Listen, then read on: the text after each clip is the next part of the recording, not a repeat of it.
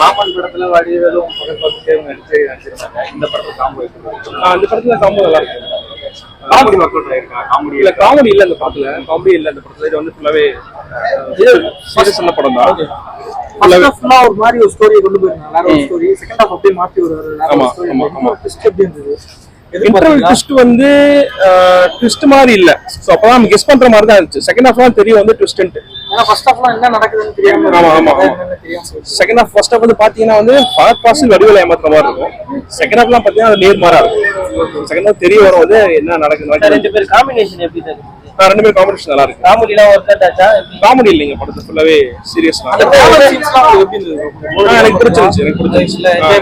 என்ஜாய்புல்லா போச்சு. என்ன சொல்ல வராங்க சார்? ஸோ சைல்டு அபியூஸ் பத்தி தான்.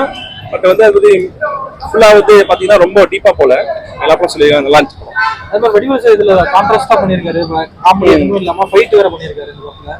ஃபைட் ஆமா, ஃபைட் ஒன்னு ரெண்டு சீன்ஸ் தான் வரும். ரொம்ப ஃபைட் டீப்பாலாம் இல்ல. கிளைமாக்ஸ்ல ஓரளவுக்கு ஃபைட் பண்ணிருக்காரு. ஆமா.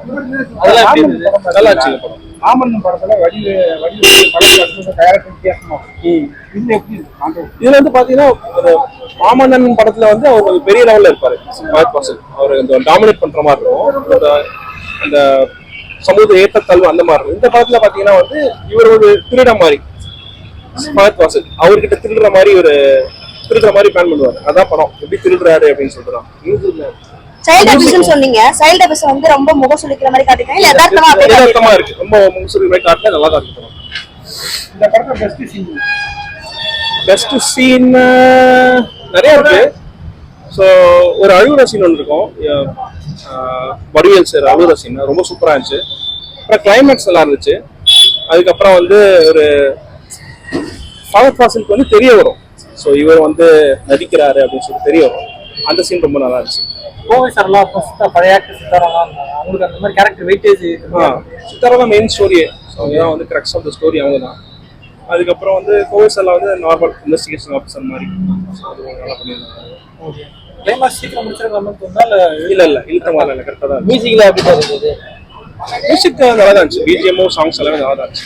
யுவன் சங்கர் ராஜா நல்லா பண்ணிருக்காங்க. பழைய சாங் ஒன்று பண்ணியிருக்காங்க. அது சூப்பராக இருந்துச்சு. அந்த வைப் நல்லா இருந்துச்சு. இதுக்கப்புறம் அந்த சாங்கோட வியூஸ் நல்லா ஏறும்னு நினைக்கிறேன். பார்க்கலாம், கண்டிப்பா பார்க்கலாம். இதனால ஒரு இம்பாக்ட் வரும்னு நினைக்கிறீங்களா சொசைட்டில? இம்பாக்ட்லாம் வராது. மத்ததுல தான் உண்டு.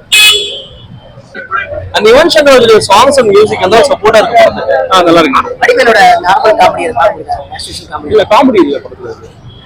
இது வந்து கேரக்டர் ஃபீல் குட்டா போய் அப்படியே தான் மாறுனது. எப்படி உங்களுக்கு கரெக்ட்டா இருக்கா? ஆக்டா இருந்துச்சா? ஃபீல் குட்டா ஸ்டார்ட் பண்ணி அப்படியே திரும்ப மாறுறது. இல்ல நல்லாச்சு. இல்ல அது ஆக்டா இருந்துச்சு. கரெக்ட்டா இருந்துச்சு. ஓகே. அவங்க சொன்ன அந்த விஷயத்தை கரெக்ட்டா கன்வே பண்ணிட்டாங்களா? கன்வே பண்ணிட்டாங்க. ஓகே. வேற ஏதாவது? Thank you.